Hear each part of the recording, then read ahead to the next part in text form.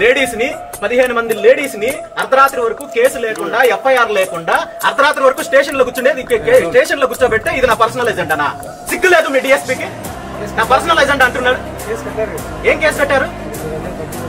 ఎవరి మీద కట్టారు? ఆడవాళ్ళ మీద. అక్కడ ఎవరైతే కార్యకర్తలు ఉన్నారో వాళ్ళ మీద కేసు పెట్టారన్నా? ఏ బేస్ తో అర్ధరాత్రి వరకు కూర్చోబెడతారు?